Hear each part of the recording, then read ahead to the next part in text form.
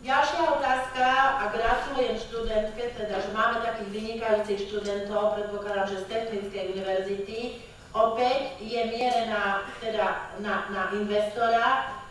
Čo ponúka investor mestu? Predpokladám, že sa to môže týkať kompenzácií. Vie odpovedať na to navrhovateľ? Tak určite, čo sa týka životného prostredia, tak ponúkame mestu 1200 parkovacích miest, nových parkovacích miest.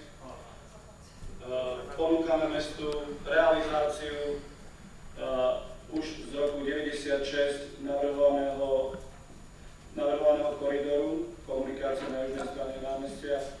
Ponúkame mestu vytvorenie, rozšírenie pešej zóny.